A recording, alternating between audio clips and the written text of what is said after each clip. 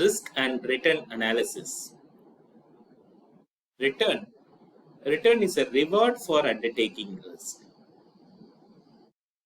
The relationship between the risk and return. Whenever the risk is increasing, the return is also increasing. The risk is decreasing, the return is also decreasing. There should be a direct relationship between the risk and return. The two components of returns we classify as current returns and capital returns. The capital returns are capital appreciation. Current return generated during the period of time, the holding period, whatever the return is generated, financial instrument, we call it as current return. By holding equity share, dividend, by holding preference share, fixed rate of dividend, by holding debentures, interest, by holding deposits, entitled to receive the interest. Like by holding that particular instrument, whatever the return is generated, we classify those returns as current returns. The capital appreciation or the capital returns, the difference between the buying price and the selling price, or the buying price and the current market price, we can be able to calculate what is the capital appreciation in terms of my investment can be calculated. The risk is a possibility that the actual outcome of the investment will differ from the expected outcome. I have expected 15% return from that particular investment, but the investment has given 12% of return, or the investment has given 18% of return.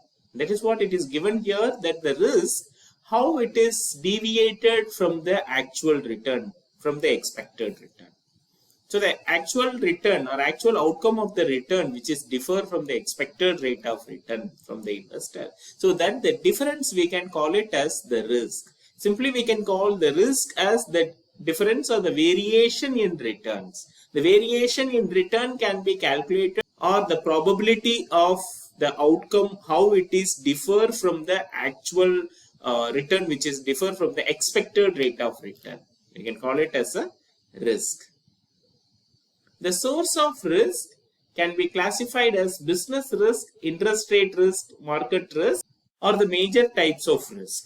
So the first one, the business risk, it is the emergence of technology, the substitutes, the supply, the government policy are the major factors which influence the business risk. It is the raw material for that particular business is scarcely available, or the labor force is not available. The current technology is not cope up with producing of product in the market.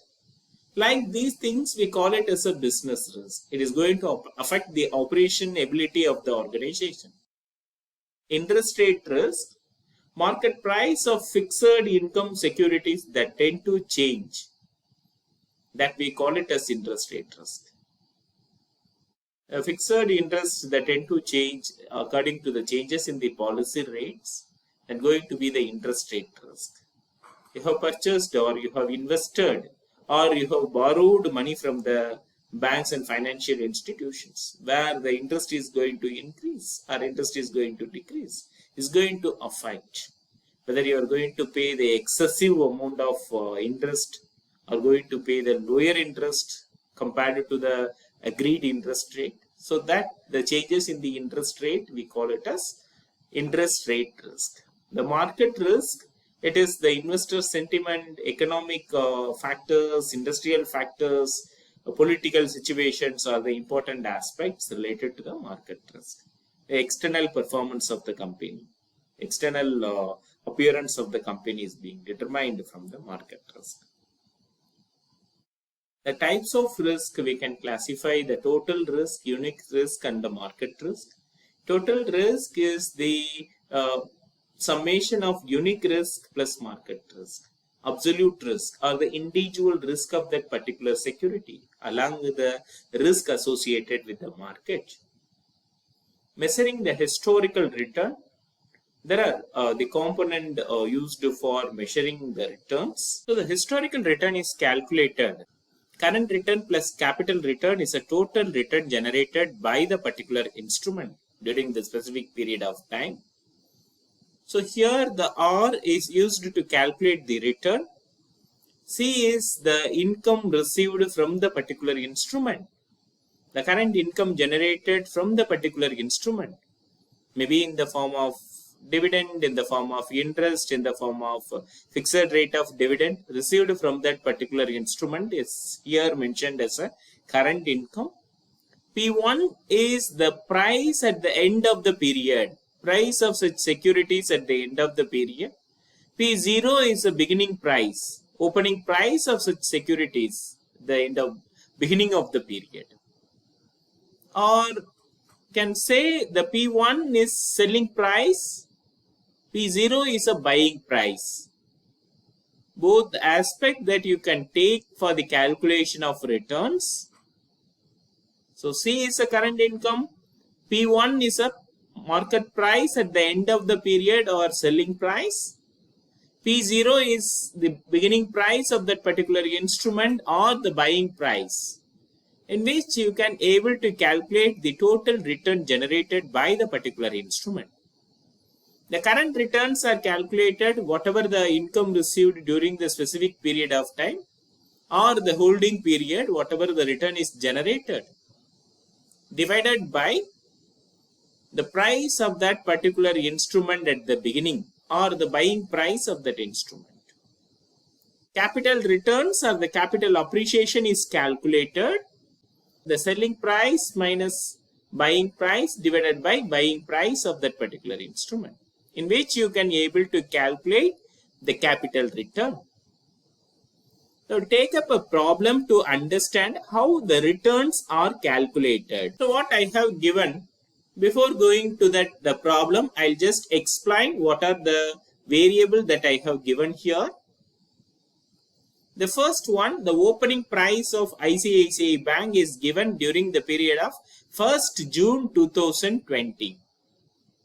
It was purchased or the opening price is 760 rupees. The closing price of ICICI Bank during the period 10th June 2022 is about 880 rupees. And the dividend declared during the period 2021, it is declared on 10th April 2021 is 100%. Dividend declared during the period 2022, 28th of April 2022, the dividend is declared. Dividend is declared 250%. So here you know that the first you can calculate what you just identify what are the variables are given. You know that the opening price of ICICI Bank, we call it as P0. The closing price, you can call it as P1. You can calculate the rate of return what is generated by holding of that particular instrument. I have holded that particular instrument for the period of 2 years. For the 2 years, I have received the annual dividend or the final dividend from that particular company during the year 2021, and during the year 2022, I have received. What is the value of money is received? Because here it is given as 100% and 200%. How the dividend is declared by the company? So you know that the dividend is declared by the company on the face value of the instrument. So here the face value of the instrument is given as 2 rupee. Hence the 100% dividend is declared. The entire face value is declared as a dividend by the company. Hence the 2 rupee is a dividend given during the period 2021. The second dividend, second final dividend that the investor has received during the period 2022, about 250% of dividend is declared. The 250% of 2 rupee is a 5 rupee the dividend has received by the investor per share, per equity share. So you know from this the face value of equity share in which the dividend has declared by the company. Based on the profitability, the company is declaring the dividend, but the profitability is compared with the face value. On that basis, they will declare the dividend as 100%, 50%, 70%, 200%. They will give the dividend. The dividend is purely declared by the company on its face value.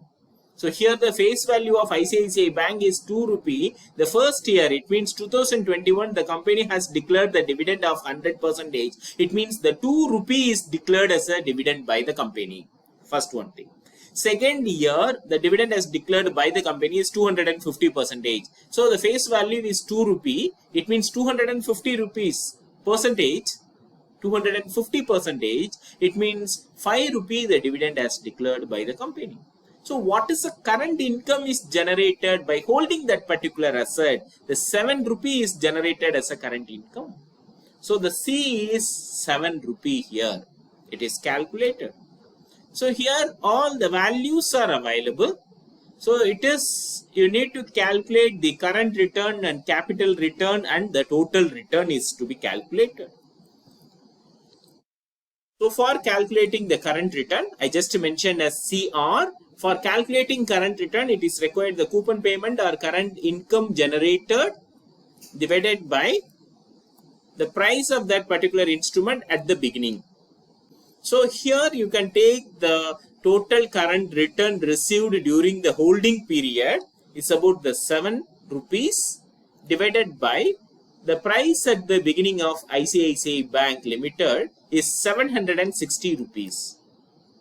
So together is 0.00921. It is about 0.92 percentage. The dividend is, it means the current return is declared by the company. 0.92 percentage. 92 percentage income given by the company compared to its opening value or opening price of that instrument. And the capital appreciation or capital returns, it is calculated with the difference of the price at the end minus the price at the beginning divided by price at the beginning. It is calculated. So here you can take what is the price, the closing price of that particular instrument is 880 rupees is a closing price, minus the opening price. It is available in the market for, at the time of purchase it was available 760 rupees divided by the opening price 760 rupees. So 0.151789, it means 15.8778 percentage is a capital appreciation. And what is total return? The total return is calculated current return plus capital appreciation. So what is here as a current return? The current return of 15 percentage, capital appreciation of 0.9 percentage. Together 16.71 percentage is what the return generated by selling of ICICI Bank into the market. By selling of one ICICI Bank share into the market, I can able to generate the return of 16.71 percentage in the market.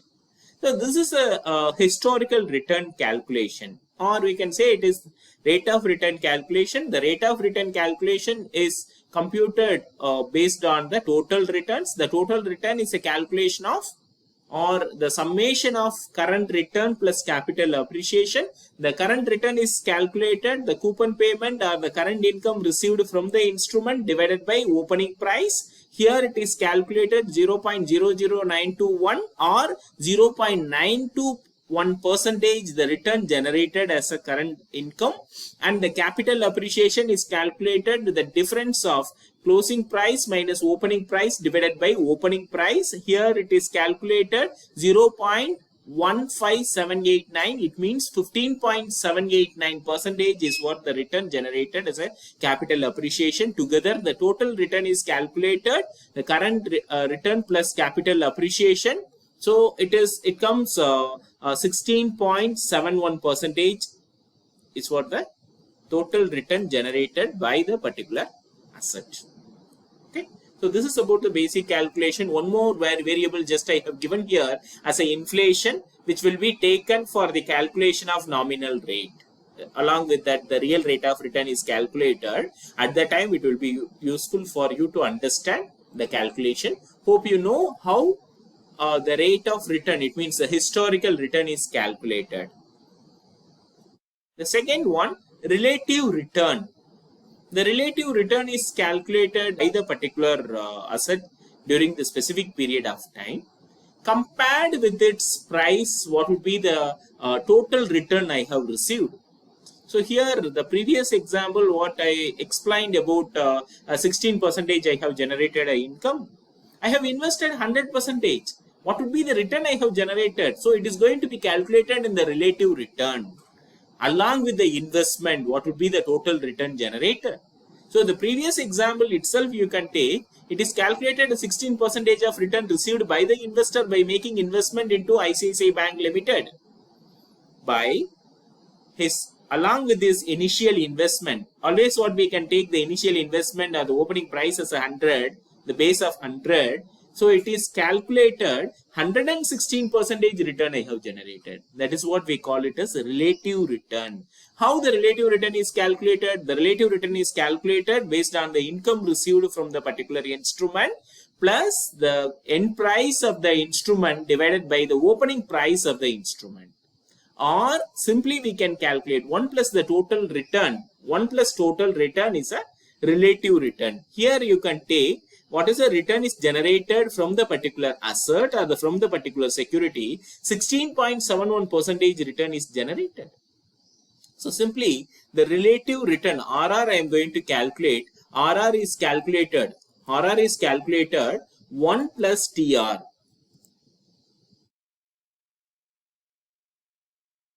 1 plus total return. Here the 1 plus total return 1 plus 0.6711. It means 116.71% is what the relative return. The another one set of calculation which you need to understand how it is to be calculated. The second one calculation, current income plus price at the end divided by price at the beginning, which you can calculate. So what is the return is generated? The current return is generated by the particular stock is about 7 rupee and the price at the end is about 880 rupees divided by the price at the beginning is 760 rupees. So here you can get 1.16711. It means 116.71% is what the relative return is generated. Relative return is taken investment as 100. Opening price as 100. Along with that, whatever the return is generated. Simply we can say 1 plus total return is a calculation of relative return.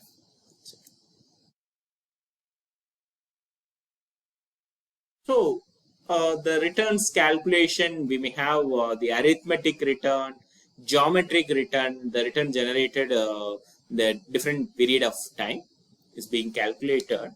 So I'll just give the arithmetic mean, how it is being calculated with the different data set.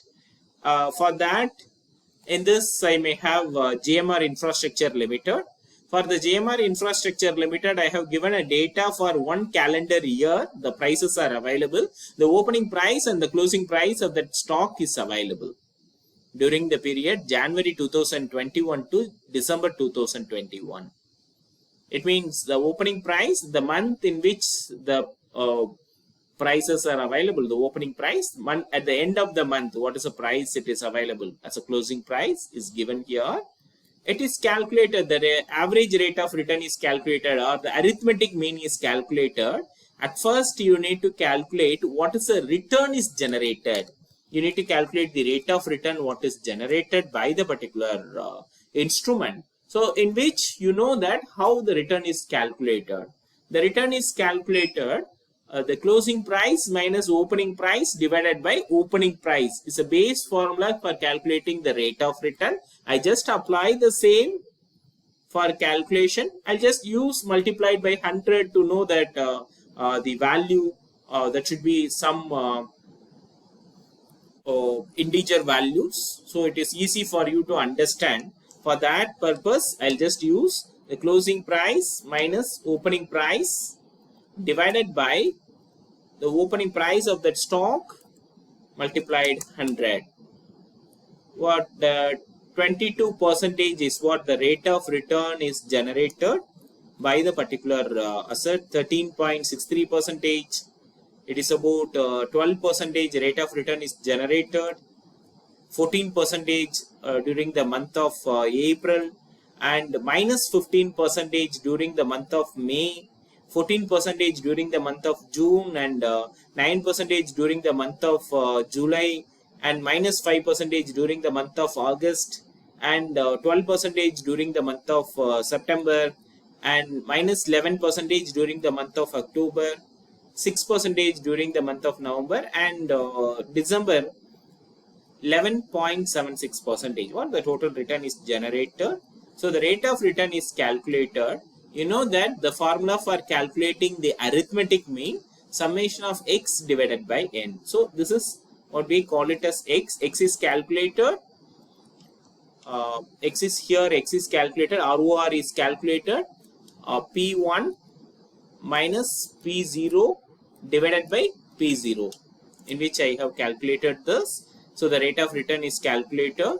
Based on the rate of return, I will just summate the rate of return. The return generated by the particular stock is calculated. So totally the 84.53 percentage the returns that available for the specific stock. This is available for how many period it is available? For the period of 12 months it is available. What is the average rate of return generated per month?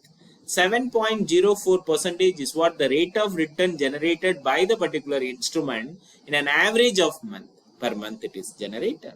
So this way call it as arithmetic mean. Next one for the calculation of geometric mean. First one, if the rate of returns are given in the fractions, can use the first formula, or else if it is not given in fraction, we may use directly. So I'll just take the data for the calculation. So it is already available. The rate of return is calculated for the calculation of arithmetic mean itself. Next I'll just calculate the geometric mean, and before that it is available with the percentage. The rate of return is calculated on the percentage. Here I just mention the rate of return is calculated on percentage. The second one I'll just again do it on the rate of return in terms of proportion. The same thing, it is multiplied with 100 or without multiplying the 100 I can able to get the rate of return in proportion. So it is the rate of return is calculated, the closing price minus opening price divided by opening price.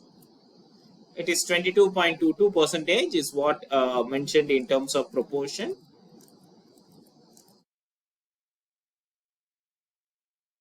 I'll just take on this for the calculation.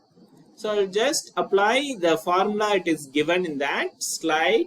I can use the formula for the calculation of geometric mean at first. So here in this formula it is given 1 plus R1 multiplied 1 plus R2. So whatever the return is generated, I am just going to add the 1. It means 1 plus the return generated during the first month. Second, 1 plus return generated during the second month.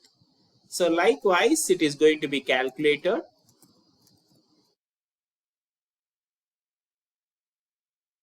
Till the December it is calculated. It is for the first one. Once you have calculated 1 plus R1, you need to take or you need to calculate, take a root with respect to the root of n is to be taken. The root of n here, the n is representing the number of months or the number of period.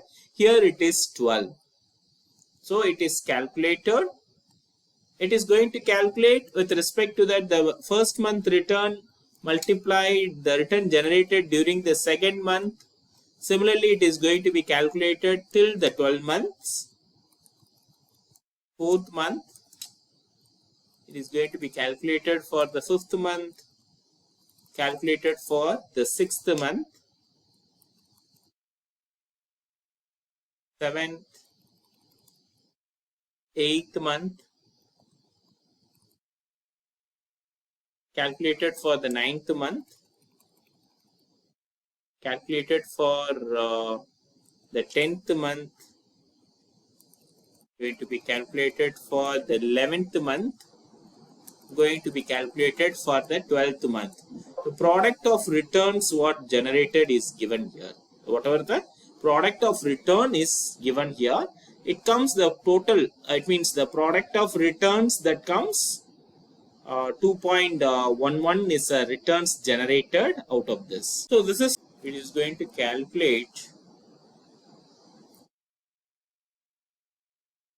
1 divided by 12. It means for a 12th month, it is going to be calculated. Finally, this value minus 1. This is what the, okay, we use this method. So from the proportion, you have calculated a rate of return. What actual rate of return is calculated? It is 6.42 percentage is what the geometric mean. Geometric return is generated out of that. Okay, so this is for the geometric mean.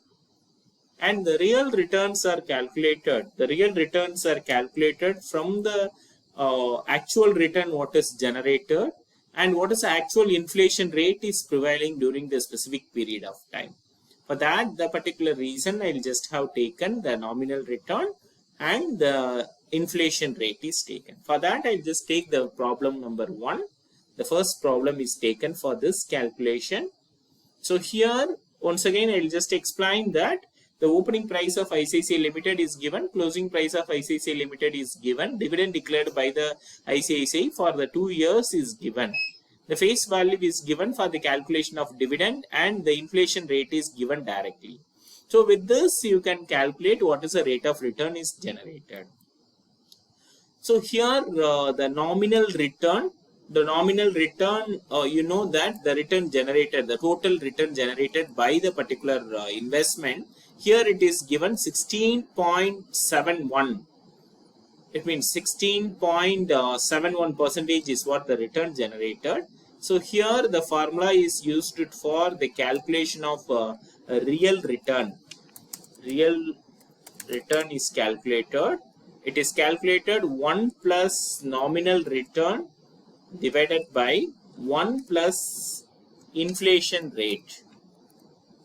Inflation rate is calculating the real return. With that, the division, you just take out the value of minus 1, from which you need to know that what exactly the return is generated after adjusting the inflation rate. After adjusting the inflation rate. So here the nominal return is a total return. It means from the calculation the return is generated. Here it is 0.1611 is a nominal return, and the inflation rate, here the inflation rate is given as 9%. Nominal return is representing as the proportion. So one is in the proportion, another one is a percentage. I'll just convert the nominal rate of return into a proportion divided by 100.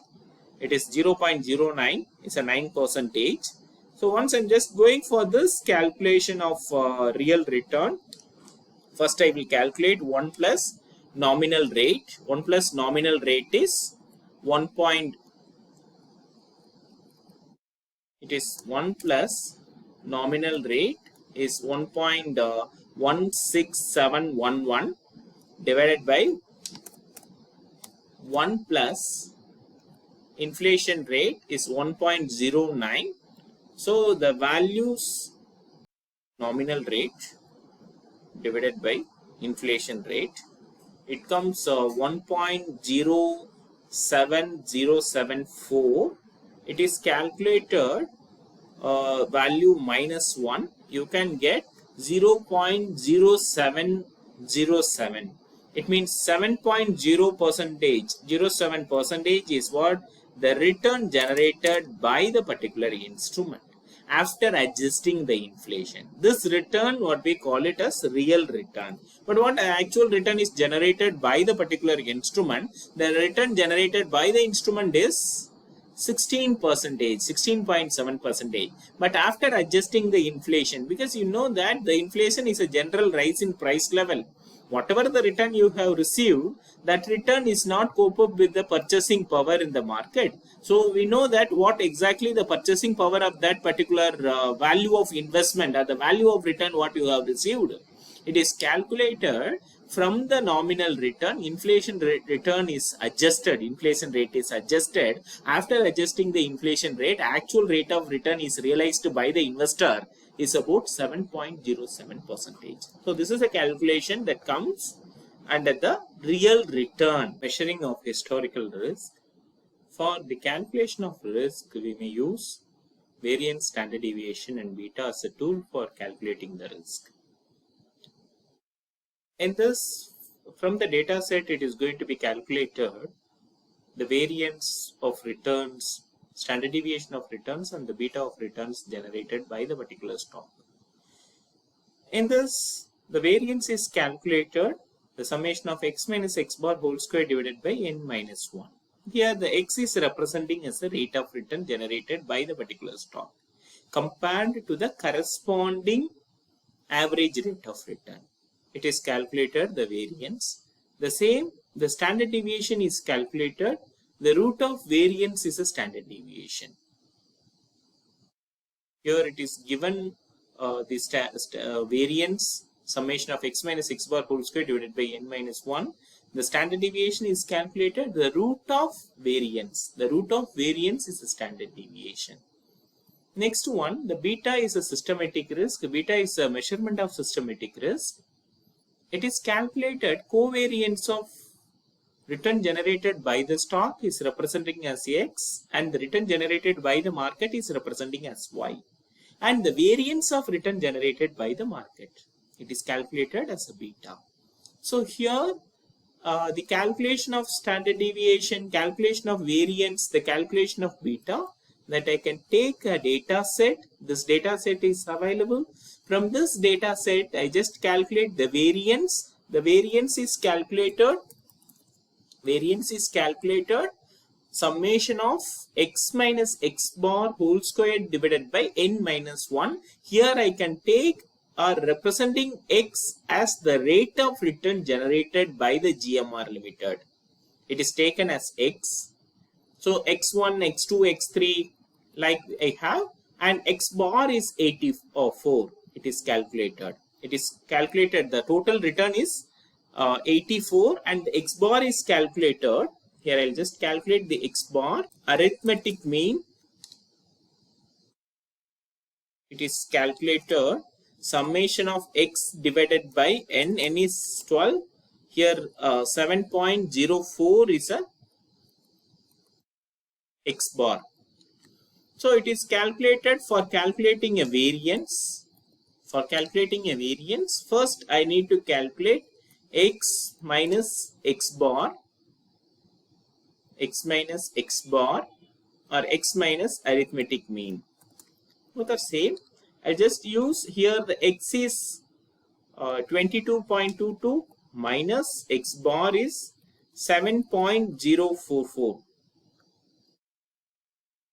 7.044. So 15.1778 is the rate of return for the first day. Similarly, it is going to be calculated for the rest of the days. Rest of the months, it is going to be calculated for the 12 months. So x minus x bar is calculated.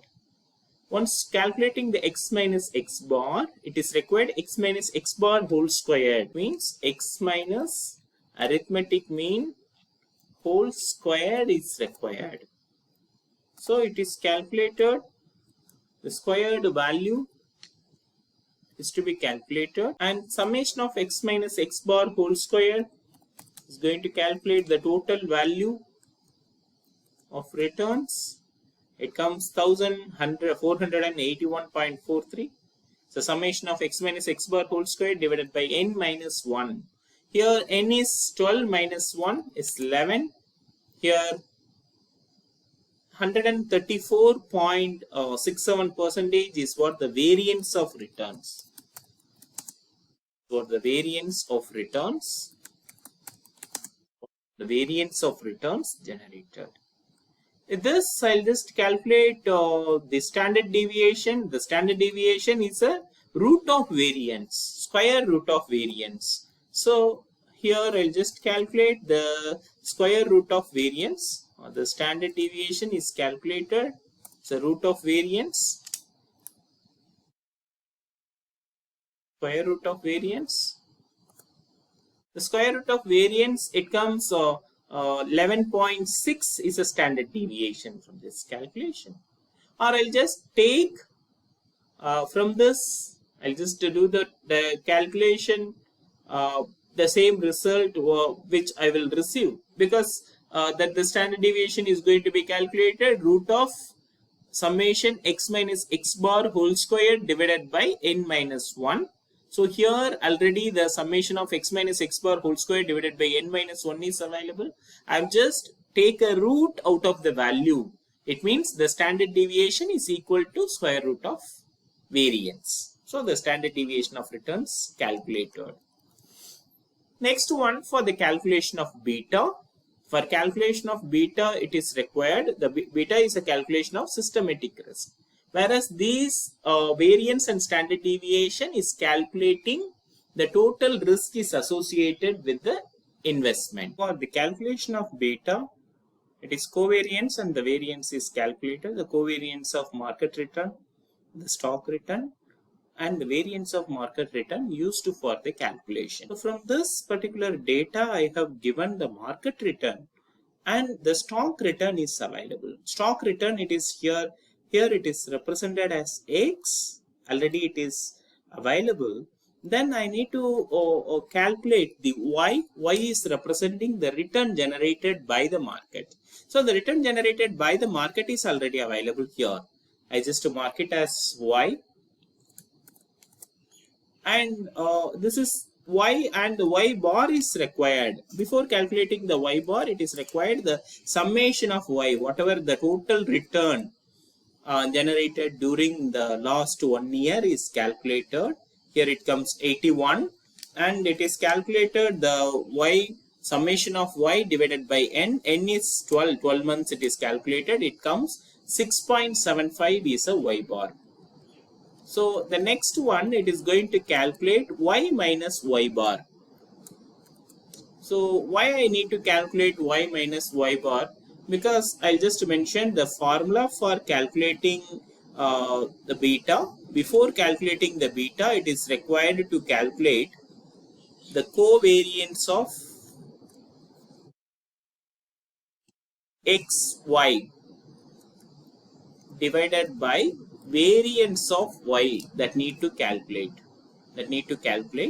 For calculating the covariance of XY, it is calculated summation of x minus x bar into y minus y bar divided by n minus 1 is a formula. For that reason, what I take, I'll just take y minus y bar, or I'll just take y minus y bar.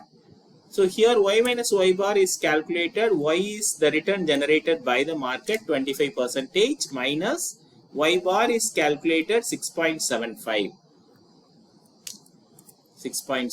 So the 18.25 is a return generated by the market during the period January 2021. Similarly, the February, March, April, May, June, July, August, September, October, November and December, the return generated by the market is taken. So the next one is going to calculate the summation of x minus x bar into y minus y bar. For that, I need to have x minus x bar into y minus y bar, x minus x bar multiplied y minus y bar. I'm just mentioning here X minus X bar is already calculated. I'm mentioning as X minus AM or X minus X bar multiply with Y minus Y bar is calculated 276. Similarly, it is going to be calculated for the rest of the months. So it is calculated Y minus Y bar whole squared. As per the formula, it is required the summation of Y minus Y bar whole squared. So it is calculated 1237.15, and I'm just going to calculate the variance. So before that, the covariance calculated, covariance is equal to the summation of X minus X bar into Y minus Y bar divided by N minus 1. N is 12 months. N minus 1, 12 minus 1 is 11. It is 11 to 112.468 is a covariance. The variance of market return is required. So already what you have calculated the variance only for the stock. Hence, it is required to calculate the variance of the market. So for calculating the variance of the market, similar to that, summation of Y minus Y bar whole square divided by N minus 1 is required. So Y minus Y bar is already available. Hence, it is required to calculate summation of Y minus Y bar. Summation of Y minus Y bar. So here Y minus Y bar is already calculated. It is need to know about Y minus Y bar whole squared. Hence, Y minus Y bar whole squared going to be calculated for the rest of the months. So the summation of Y minus Y bar squared is calculated. The summation of Y minus Y bar whole square divided by N minus 1. 12 minus 1 is 11.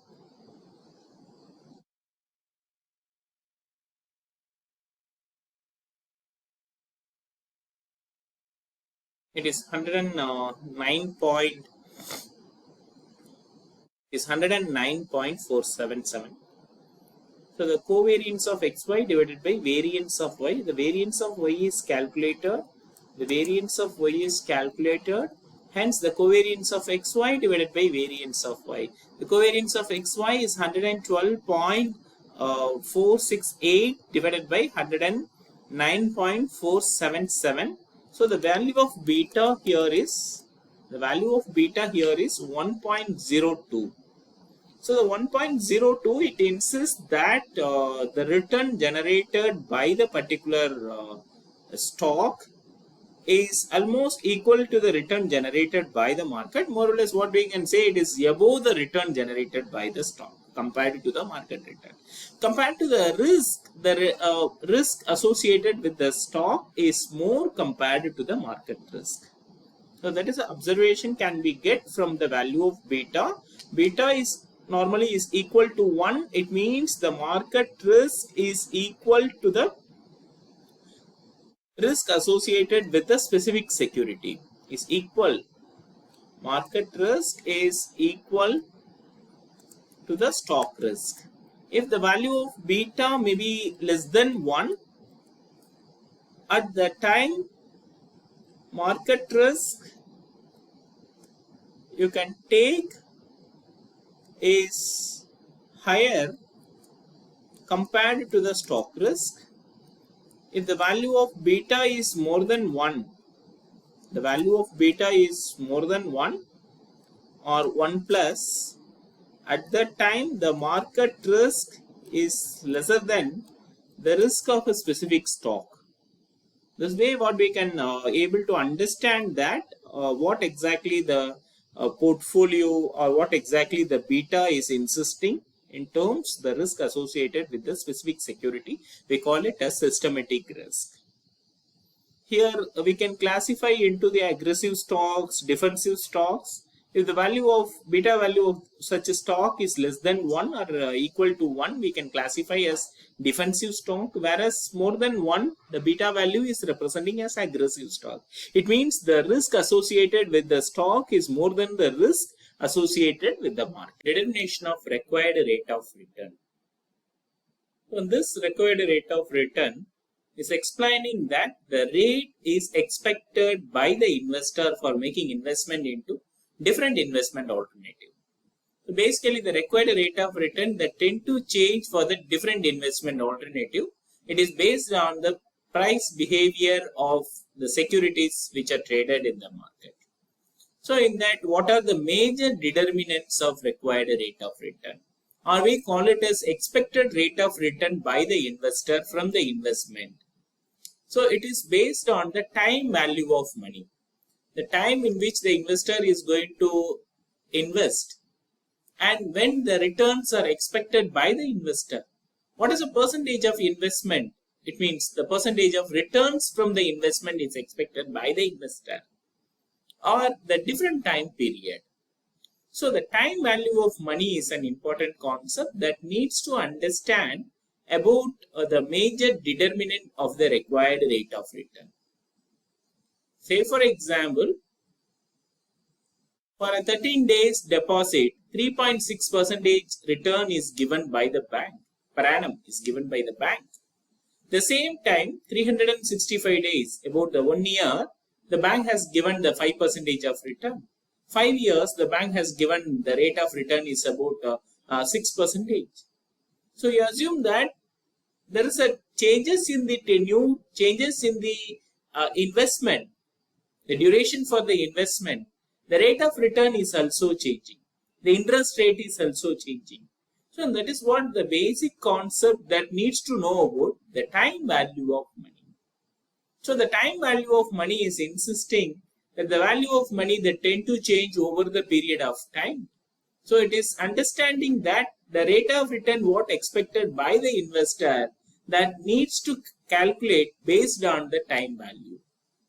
The second important aspect, expected rate of inflation for a particular economy from the particular economy is to be calculated. You know that the prevailing inflation rate is about 9% based on the consumer price index. So in that particular aspect, the previous example, you know that there is about the rate of return generated from the particular investment is about 16%, but the real rate of return is about 7%. Why it is 7%? Because the rate of return after adjusting the inflation, we can be able to know what is realized rate of return. Instead of going to buy a product, I am going to make investment into the market. For a product costed around 100 rupees on today, instead of buying that particular product, I am going to invest into the market. So the next year I planned to buy the same product along with the investment benefit. Next year, my investment has given a return of 105 rupee. I am planning to buy that particular product in the market, that the product is available in the market for 108 rupee. It means the inflation rate is high, but what the rate of return is expected from the investment is low. So that is what the reason that you need to understand about the expected rate of return from the inflation. That is to be calculated, that is to be adjusted with the inflation rate from a particular economy. That is the important determinant of required rate of return. And third one, involvement of risk on investment. What is the rate of risk is associated with the investment? And what is the rate of return is expected by the investor from that? These are the basic determinants of required rate of return. Harry Markowitz has developed a framework called CAPM. It is Capital Asset Pricing Model. This capital asset pricing model is used to predict the relationship between the risk and expected rate of return by the investor. So this particular CAPM has given three important requirements or three important inputs which are required for calculating the expected rate of return from the investment, that is risk-free rate. Second one, market risk premium and beta. So what is risk-free rate? The rate in which there is no risk is associated with that. The return can be given. That rate, what we call it as risk-free rate. Where I can find the risk-free rate? You know, the major instrument which is being issued by the government in the short-term market, what we call it as a money market, we have different instruments like treasury bill, certificate of deposit, commercial papers. In that, the treasury bill is being issued by the government for fulfilling of their short-term obligations. So the treasury bill is being issued in the market with the different denominations. Like you know, the treasury bill is issued in the market for 91 days, 182 days, 273 days and 364 days are the maximum denomination in which the treasury bills are issued in the market, and the treasury bill has the basic characteristics. It is being issued in the market at the discount rate and will be redeemed at the market at the par rate. It means 100 rupee worth of treasury bill is being issued in the market for 90 rupee. At the time of maturity, you will get 100 rupee. It means the 10 rupee you might get out of your investment out of 90 rupees. It is about, you know that 11.11% is the rate of return that you might get, but it is not an explicit rate of return, it is implicit rate of return. Similar way that we need to take the government bonds, the government securities. Since those instruments are being issued by the government, what we consider as the risk-free instrument, because those instrument is being endorsed by the government or guaranteed by the government. So there is no risk of default associated with that instrument. Even the government may face a kind of a challenges, face a kind of a crisis, whatever it may be the thing, the repayment of principal might happen. That is what it is called, it as risk-free investments or risk-free instruments. Those risk-free instruments, what rate it is being given? It means without taking risk, if I can generate the return of 5.6%, if I am going to take the risk, what is the rate of return is expected? For the calculation, the basic value is required. The basic value, what we call it as risk-free rate. For the calculation of risk-free rate, simply we can take the treasury bill rate. It is available in the market. The second one, market risk premium.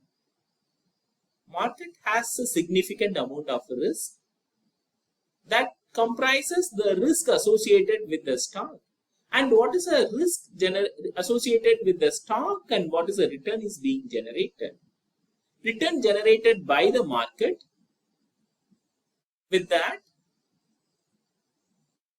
the return generated from the risk-free return is being subtracted, can be identified that over and above what the risk is being taken by the investor and what is the return is being given by the market. Let's say, for example, 15% is the rate of return given by the market, whereas risk-free rate in the market is about 5.8%. Hence, 9.2% what we call it as risk premium. By taking risk, investor has received additional 9.2% of return over and above the risk-free rate. That we call it as a risk premium. The next important concept or an input, we call it as a beta. Beta is a measurement of risk-free rate. By taking a beta, we can able to calculate what is the risk associated with the stock and the risk associated with the market. What is the covariance of risk associated with the stock and market is being calculated by applying the beta. The beta value is equal to 1 is assumed that the risk associated with the stock is equal to the risk associated with the market. At the same time, the beta value is more than 1, risk associated with the stock is more than the risk associated with the market, those stocks we classified as aggressive stocks in the market. Whereas the beta value is less than 1, the risk associated with the stock is less than the market risk. Those stocks we may classify as the defensive stocks in the market. So these are the basic interpretation related to the beta. By applying the capital asset pricing model, we can able to understand what is the rate of return is expected by the investor after adjusting the risk-free rate in the market. What is risk-free rate? It is the return on security that are free from default risk. What is default risk? Default risk is a non-repayment risk because the instrument is being guaranteed by the government. It is default risk, free from the default risk. It is technically called it as a zero beta. So beta is a representation of risk. Zero beta is no associated with such kind of instrument. We technically call it as a zero beta. Return on short-term government securities like 364-day treasury bill, like government bonds, based on the tenure in which the investor is going to invest in the market. On the basis the risk-free rate is taken, risk-free rate is calculated. And the return from long-term government bonds that has a maturity period of 15 years to 20 years is taken. So based on the investment, the tenure of investment, if the investor would like to invest for a short period of time or long period of time, based on the requirement that we can take the risk-free rate, it's irrespective of calculating risk-free rate. And next important concept is about market risk premium. The difference between average rate of return on the stock minus average rate of return on the risk-free rate. That is what in the previous example, the rate of return generated by the stock or the rate of return generated by the market is about 15%, and the rate of return generated by the risk-free instruments in the market is about 5.8%. Hence, the stock or the market has generated the additional return of 9.2%. It means over and above the risk taken by the particular stock, the additional return can be generated. Those additional return are risk-adjusted return. We call it as a risk premium. And longest possible, the historical period that can help to identify the average rate of return.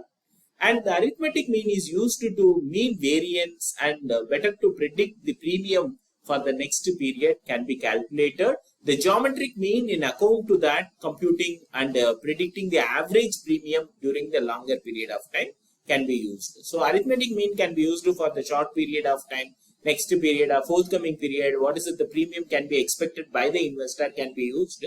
It's simple like moving average method. Exponential method can be used like geometric mean for longer period of time can be used. The factors influencing the market risk premium and risk-free rate. There are few factors identified as those factors can influence the market risk premium as well as the risk-free rate. Those factors are like variance in the underlying economy, condition of economy.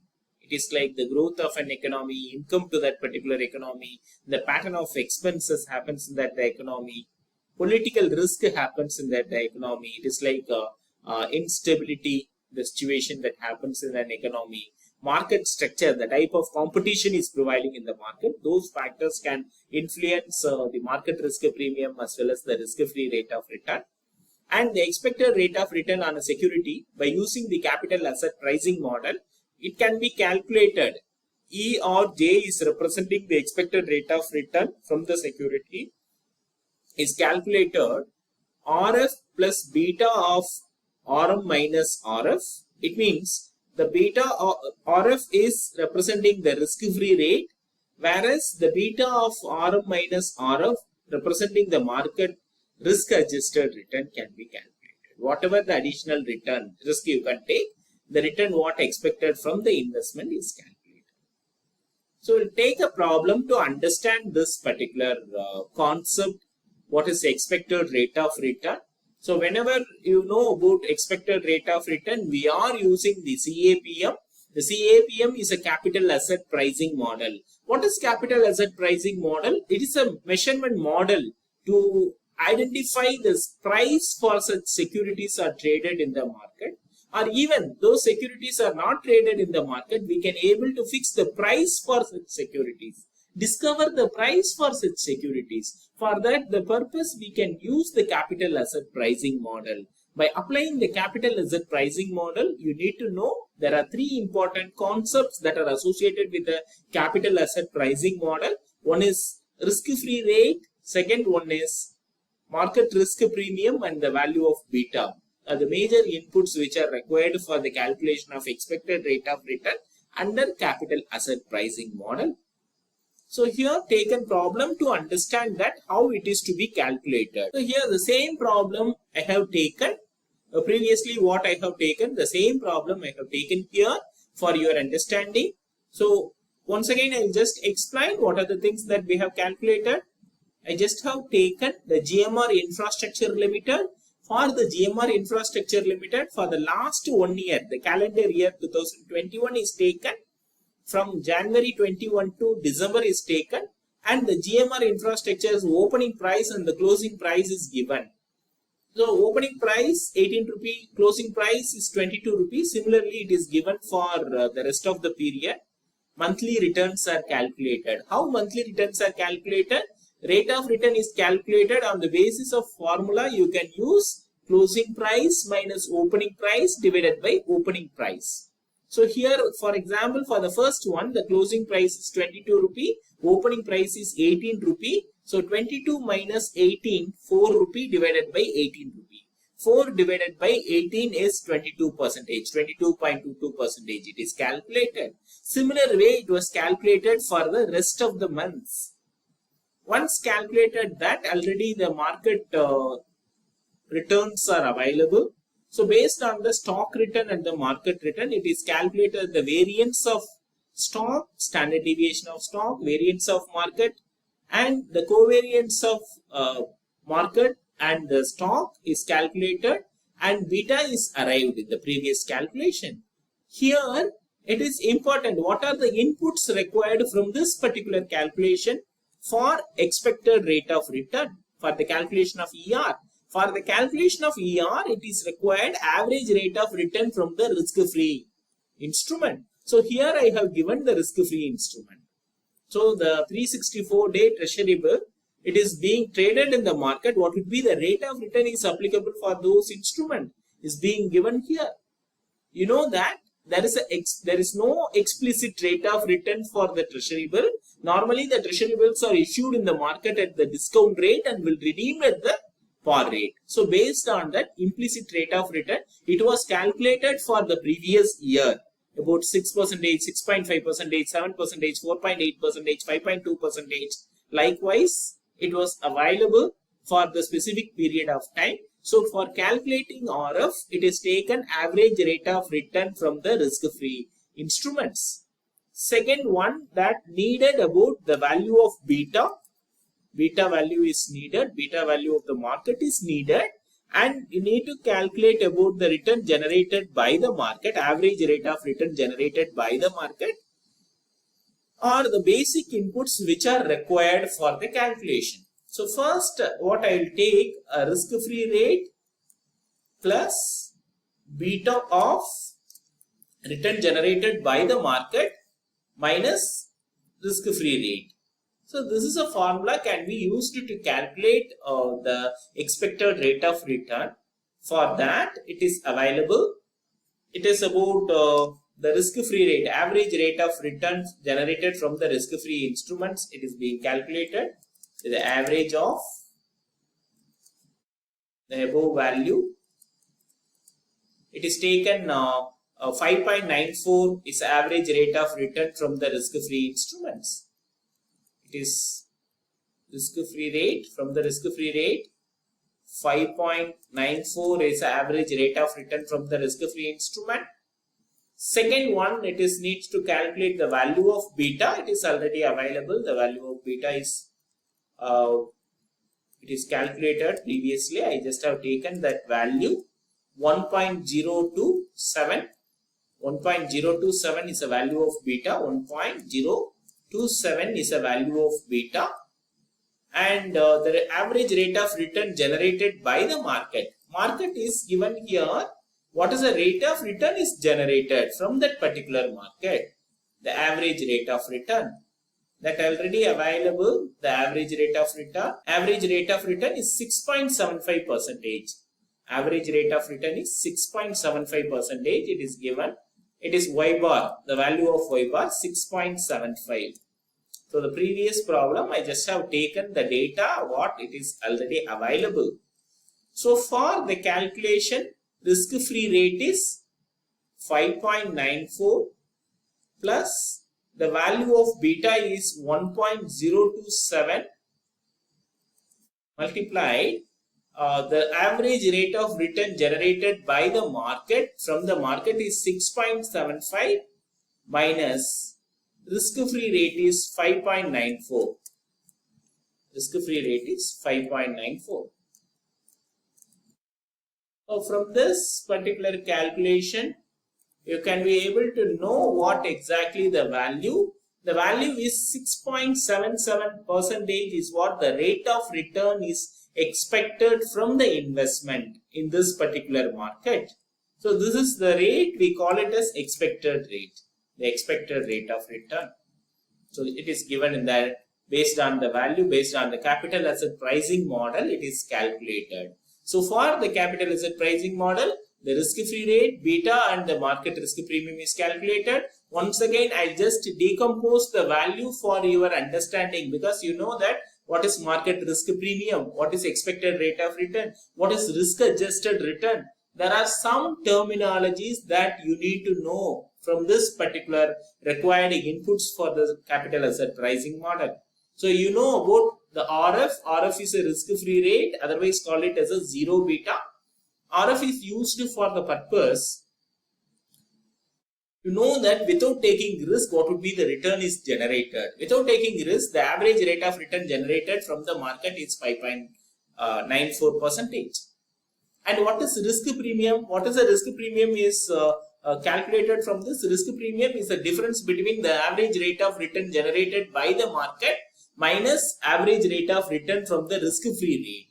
Here you can take average rate of return generated by the market is 6.75 minus average rate of return from the risk-free investment or risk-free instrument is 5.94%. Hence the risk premium from the particular investment is 0.81%. So for making investment into the market, rather I am going for investment into the other investment avenue, I can be able to generate additional income of 0.81%. That is, we call it as risk premium. And what is risk adjusted return? RAR, what is RAR? The risk adjusted return. This risk adjusted return is calculated from this. The risk adjusted return is calculated. The value of beta multiplied risk premium, or the beta multiplied RM minus RF. So I'll just take the value of beta. The value of beta is 1.027 multiplied 0.8. It is 0.83 is a risk adjusted return. After adjusting the risk, expected rate of return for taking risk, additional risk taken by the investor, it is expected, addition to the risk-free rate, it is expected 0.83%, additionally expected. So this is a basic thing that can be able to understand from the expected rate. Now here I am going to give the overview of risk and return with this calculation. I hope you understand that the different types of risk calculation and return calculation. So here the data is given for the specific stock and the market data is given. OP is representing, the TP is representing the trading period. The 5 different trading period, the data is given here. And the OP is representing the opening price, and the CL is a closing price of the particular stock, and the D is a dividend announced by the company during the specific period. There are 5 trading period. Out of the 5 trading period, 2 different trading period, the dividend is announced by the company. ROR is representing the rate of return, and here the market data is given. The OP is representing the opening price or the opening points of the particular market, and the closing points are given. Rate of return generated from the particular market is given. So rest of the calculations, like here it is mentioned as x minus x bar whole squared, and y minus y bar whole squared, x bar into y minus y bar. These are the data can be used for the calculation of variance, calculation of standard deviation, the calculation of beta. For that the purpose it will be used. So here first I am going to calculate the rate of return. Normally the rate of return is calculated closing price minus opening price divided by opening price, or P1 minus P0 divided by P0. So here can be taken the closing price minus opening price divided by opening price. So in this particular example, closing price is 120 rupee, opening price is 100 rupee. Hence the 20 rupee is what the return generated during the specific period. 20 divided by 100 is 20%. And the similar to this for the second period is about 16.67% of return generated. The third period, along with this return, the dividend is announced by the company during the specific period of time. So with this, dividend received by the company plus the difference of closing price minus opening price divided by opening price is given. So it is about 3.57% is a return generated during the period. It is like the closing price minus opening price divided by opening price. 15.35% is the rate of return generated. Similar to the previous one, during this period, the dividend is declared by the company. So the dividend declared by the company, along with that 13.33% is the rate of return generated. So this is the returns, the total rate of return during the different trading period is given. So what is the total return generated by the particular stock is going to be calculated. For the calculation of total return is a current return plus capital appreciation. Current return plus capital appreciation. So how to calculate the capital appreciation or the current return during the period return generated by the particular stock is taken. So whatever the total return in this particular period, I just have taken, assume that I just have purchased this particular stock on the first trading period. I'm just closing this particular stock during the last trading period. It is 160 rupees. So assume that the current return is calculated. The 20 rupees is what the current return that I have received, divided by the opening price is about the 100 rupee. So the 20% is the rate of return generated from the particular stock based on the opening price. And the capital appreciation, assume that you have purchased that particular asset during the first trading day. The last trading day you would like to sell the particular stock in the market. So it is, you can take the difference here is the closing price is 160 minus the opening price is 100 rupee divided by the opening price of 100 rupee. So it is about the 60% is the rate of return that you have generated. And what is the total return generated from this particular activity or from this particular investment avenue is about the 80% of return that you have generated. So hope you know from this particular example, the rate of return is given for the different time period. The different time period, what is the return is generated by the particular investment. And what is the overall return is generated? The overall return is generated by the particular stock. It is calculated from the total value of investment. It is assumed that the opening period I have invested and the closing period I just have liquidated my investment from the market. With that, the particular thing that I have calculated.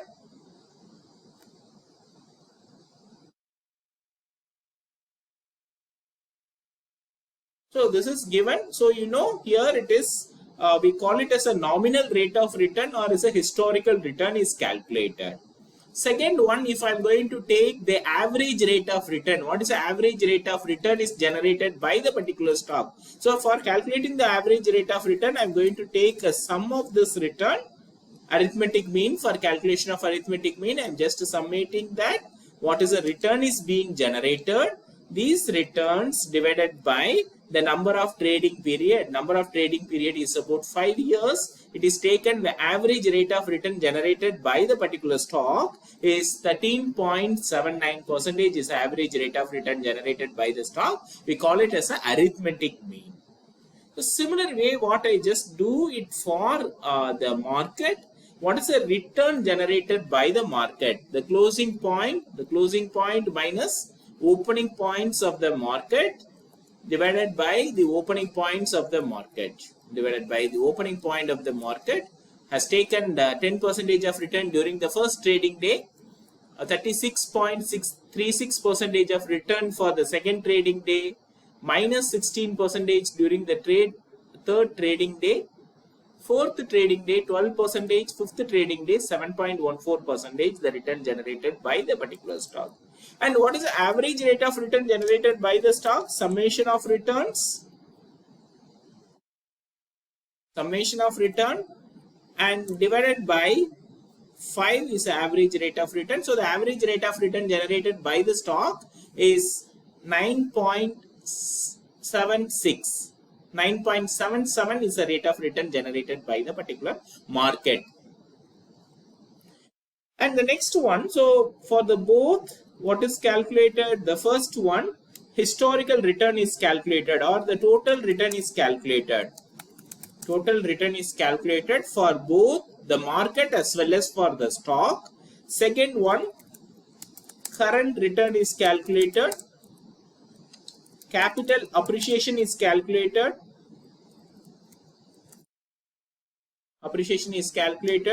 And the arithmetic mean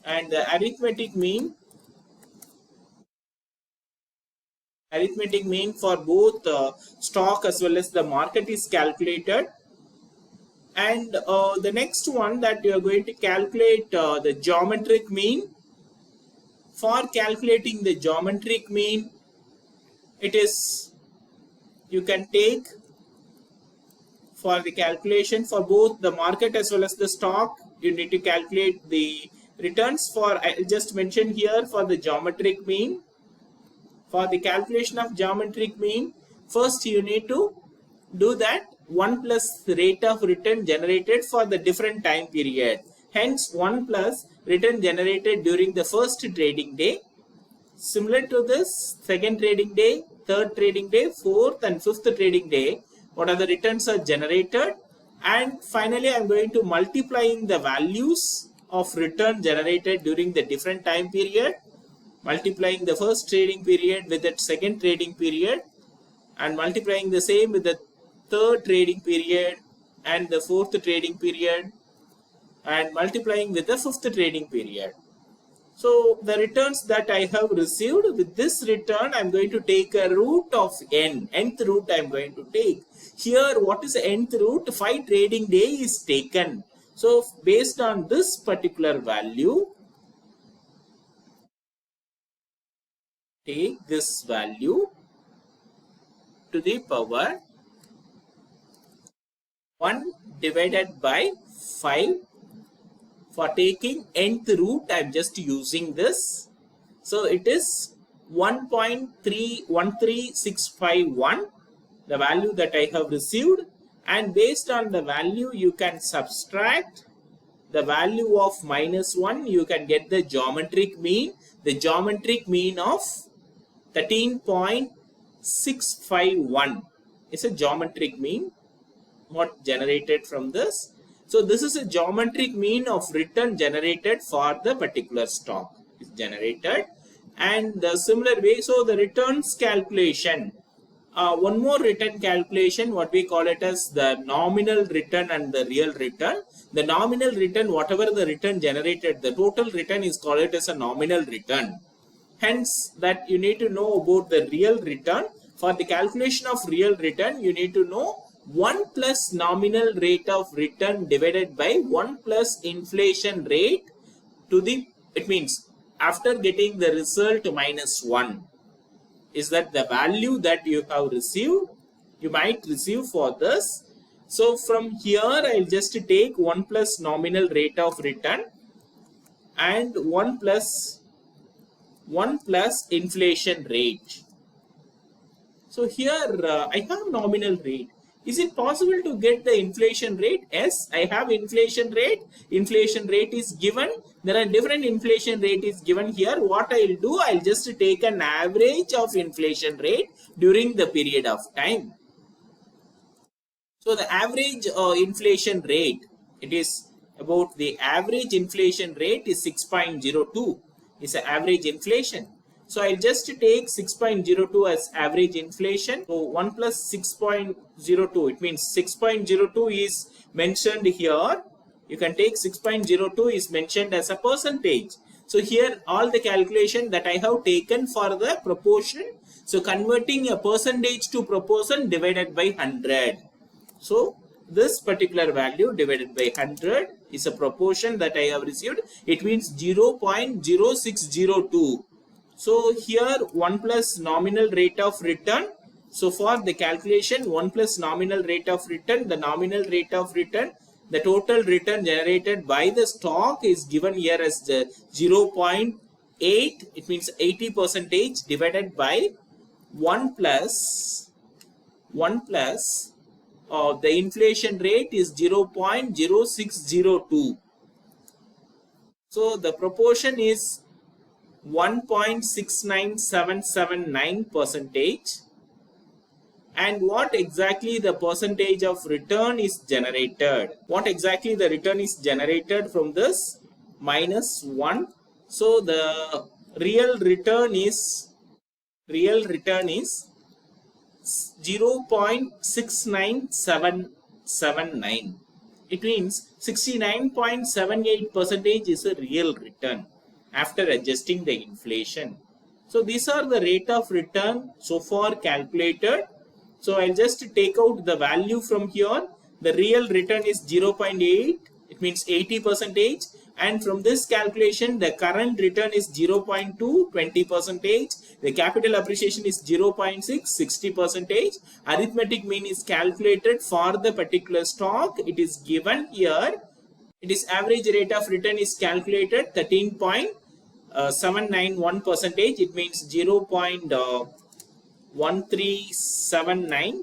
1379 is what the arithmetic mean is calculated. Average rate of return is calculated. Similar way, the geometric mean is calculated. The geometric mean, the value it is calculated here. It is 0.13651 is the geometric mean from this particular calculation. So these are the returns that calculated for the specific stock, and corresponding market the returns are calculated. Average rate of return generated by the particular stock is calculated, and the inflation, average rate of inflation is calculated. So these are the returns calculation. You know that. From the risk calculation, for calculating risk, I just need to calculate the variance. I need to calculate the standard deviation, calculate the value of beta. Calculating of variance, a formula here it is used, summation of x minus x bar whole squared divided by n minus 1. So from this particular calculation, it is the provision is available for calculating x minus x bar whole squared. So here the x is available, minus x bar is calculated. It is 0.13791. X minus x bar is calculated for the first trading period. Up to 5 trading period it is calculated. The value that I have received from this, I am going to take a root. For that, the value I have received for 5 trading period, that I have received x minus x bar whole squared. Here I am going to calculate the summation of x minus x bar whole squared. So the x minus x bar whole squared is calculated, and the variance is calculated. So here I'll just take the provision for the risk calculation, the variance, standard deviation, and the beta I'm going to calculate. So for the first one, the variance of the market, so this is what whatever the data that I have calculated here for the stock, I'll create a separate provision for the market. So here it is calculated for the variance is calculated. The variance of, it means the variance is calculated. Summation of x minus x bar whole squared is calculated divided by n minus 1. Here n is 5 trading day, minus 1 4 trading day.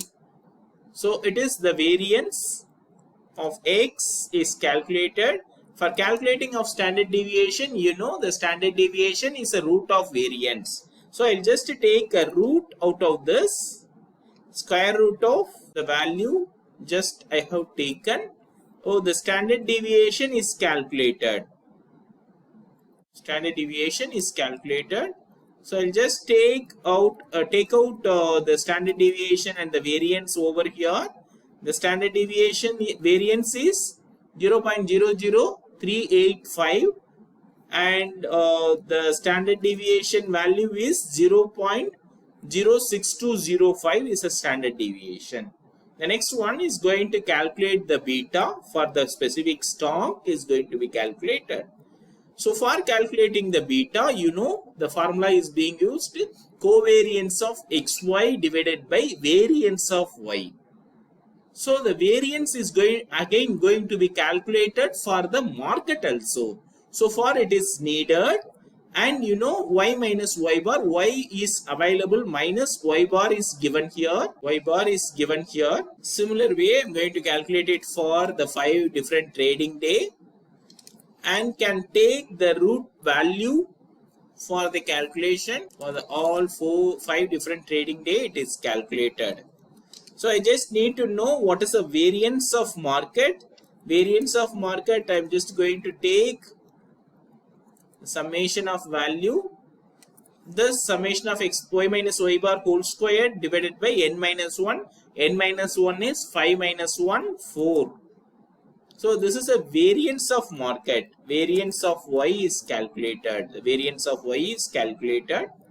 So for this calculation, after this, what is needed? X minus x bar into y minus y bar is needed. X minus x bar is already calculated for the stock and this is being multiplied with the market. Similarly, it is going to be calculated for the rest of the period. Rest of the period it is calculated. So what the value is needed, the covariance is going to be calculated. For calculating the covariance, summation of x minus x bar into y minus y bar is needed. So it is calculated. So this particular value is divided by n minus 1. Here the n minus 1 is 5 minus 1, 4. The covariance value is 0.00882 is a covariance value. Covariance of x and y. It is calculated. And for calculating the variance of y is already calculated. The value is available. From this, the beta value is to be calculated. The beta value is covariance of xy divided by variance of y. So here the covariance of xy divided by the variance of y. Hence the beta value is 0.24881. 881 is a beta value. So it is just, I'm going to take it for the reference. Whatever the calculation is being done here, I'm just put it over here for the understanding. So these are the values which are calculated. So the returns, the total return, current return, capital appreciation, arithmetic mean, geometric mean, variance, standard deviation, and the beta is calculated. So based on the value of beta, you can interpret that this particular stock is a defensive in nature. Why I can say this particular stock is defensive in nature? Because the value of beta is less than 1. So this is for the calculation of risk and return. The next one is going to calculate the expected rate of return from the market.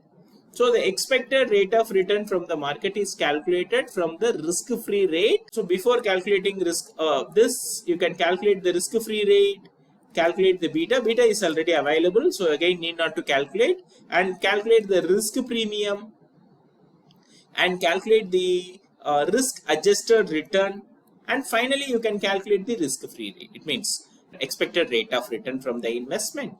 So the risk-free rate, I just find it out where the risk-free rate is available. It is available at the last column. The value of treasury bills are available. So I can take the value of treasury bills for representing the risk-free rate. So I just take an average rate of treasury bill over the period of time. It means last 5 trading period I'll just take. So the 4.96 is an average rate of treasury bill. I'll just take 4.96 as the risk-free rate. Second one, the risk premium is calculated. Here the risk premium is calculated average rate of return generated by the market minus risk-free rate. The risk premium is calculated. So here what is the average rate of return generated by the market? The market has given a rate of return. The average rate of return is 0.09768 is the average rate of return generated by the market.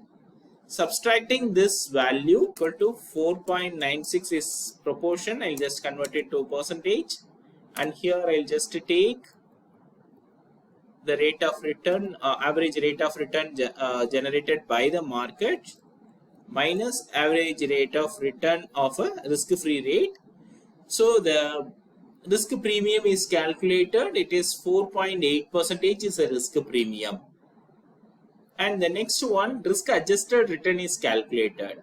Risk adjusted return is a beta of RM minus RF. So here I'll just take the value of beta multiplied the risk premium. I can able to get the risk adjusted return. So the value of beta is 0.24881 multiplied with the risk premium. Here it is 0.04808. Yes, is multiplied with that value. You can get risk adjusted return.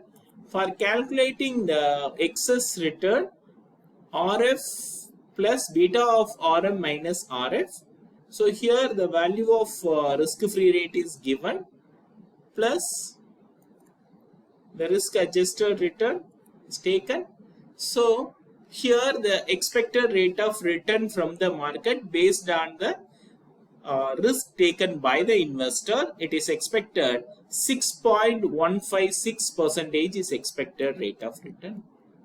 And these are the basic calculation on this particular part to understand the component of risk and return and the capital asset pricing model used for the calculation of expected rate of return from the investment. Thank you.